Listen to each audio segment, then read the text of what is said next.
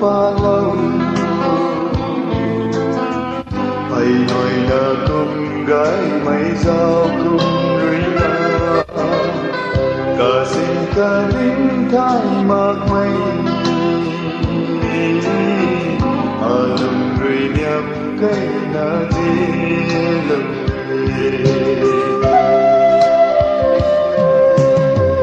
takkan kaya say mo kalau trên mây nước thái lâu magna ren ra là tập na bandu inga na panti hay ban chắc na cao bóng si ai bandu maya nay đồn ri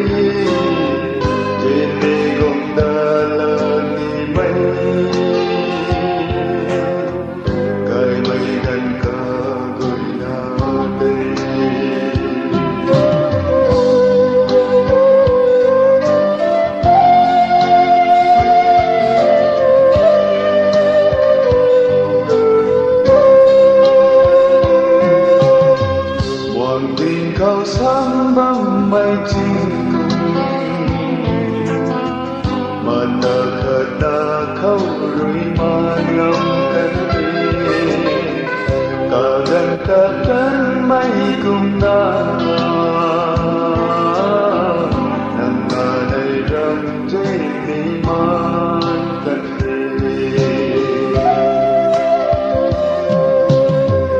takkan dia semu kalau để mây nước thái lâu mà bên ra là tập na bấm đút hingga na panti hay ban chắc na cao bóng si nay bằng từ mây nay rồi đi đến đây gồm ta là đi mây cây mây gần cả người na đây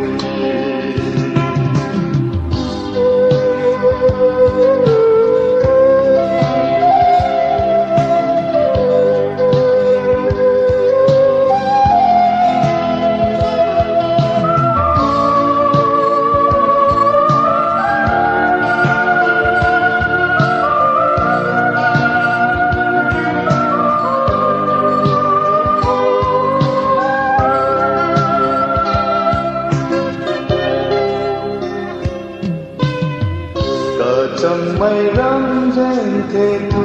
na lùng lệ lùng rơi ca hào tàu cây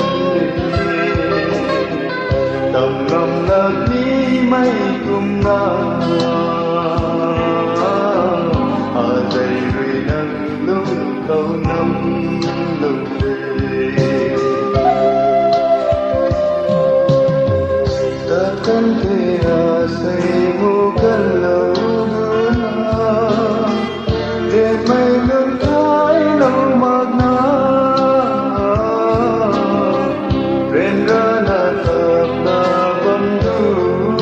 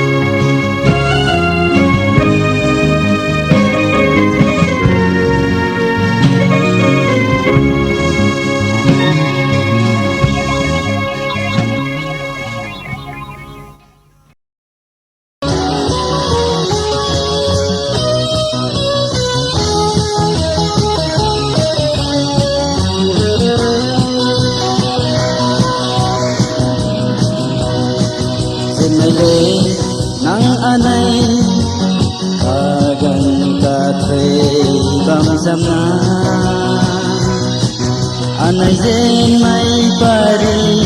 labam ko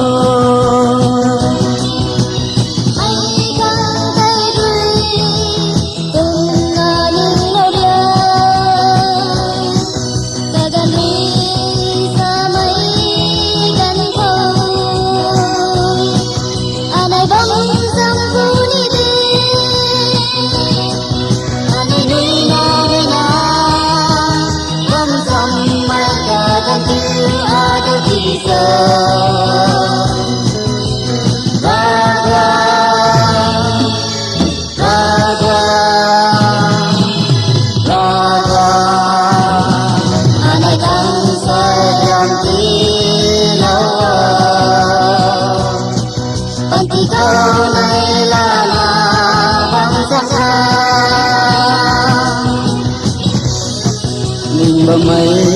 alung rui panti nai sa ning bami nang kajena bamai thai lawo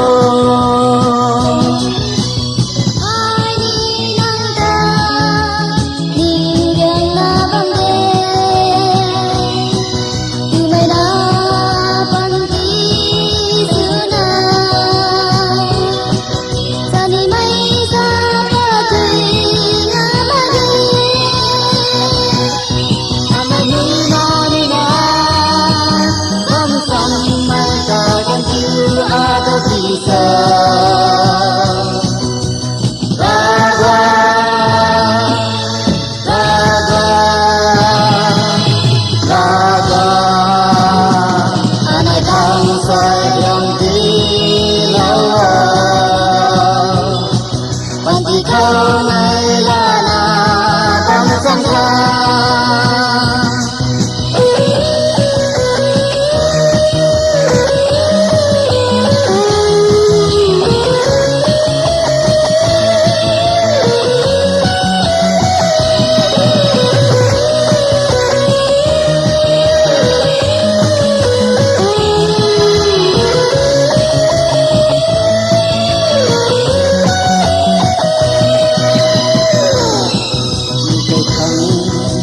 mage hai rei nang ka injan mai dunggu rei kambang kan sini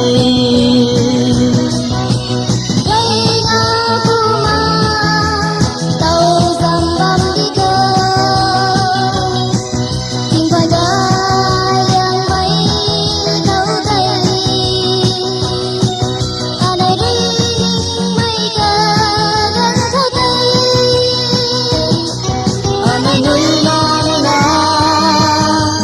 subscribe cho kênh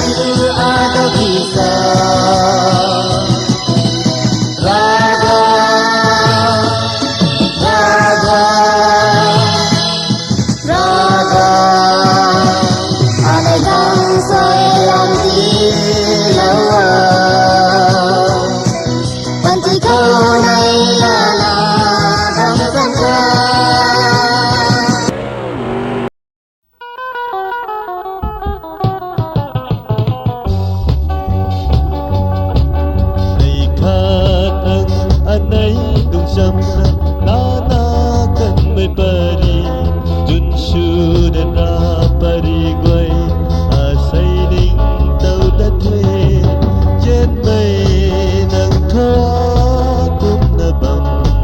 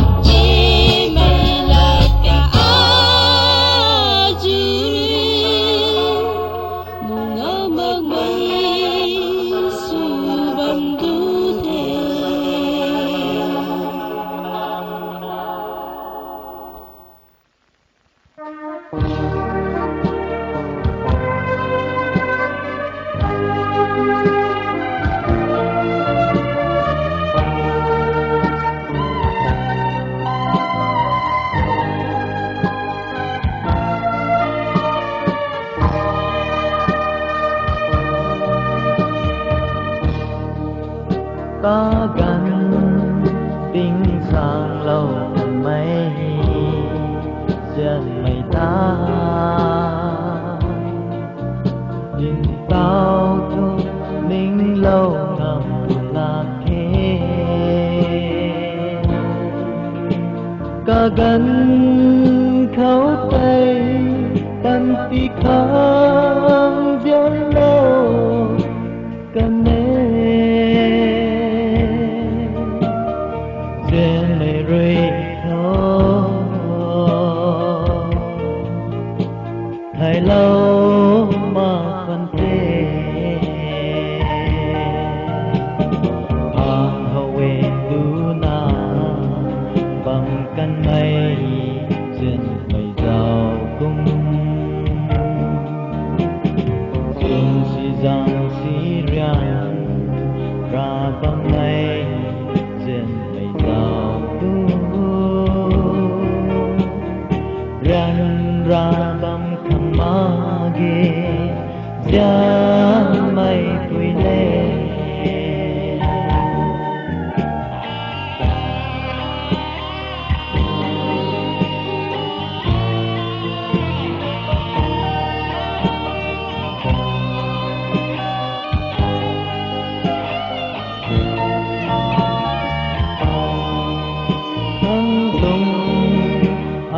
lùng khoang hậu má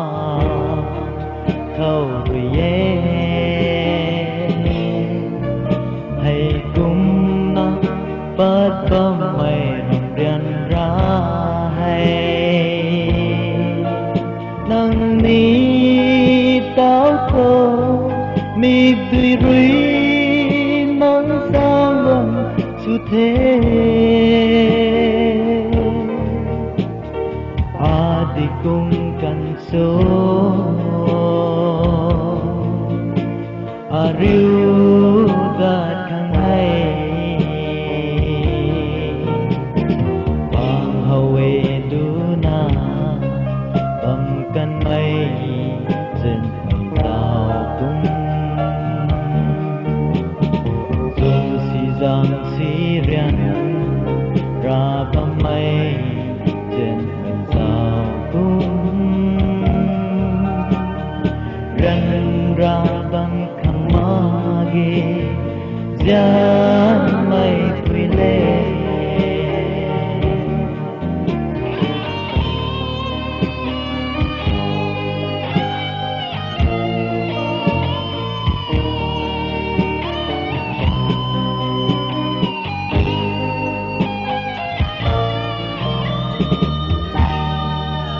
nắng ta dân sang lâu cần mấy bận thì hay rồi cả lại na bay mây ta giàu tan má ghê ninh tâu na si hay cùng na bấm khá đi thế đã khang mang mây dần mây giàu cùng tay hàng hậu về đu na bằng căn mây dần mây giàu cùng xuân si giang si rian ra bằng mây dần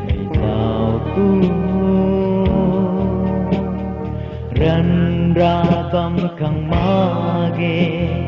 giá mây quỳ lên răn ra bằng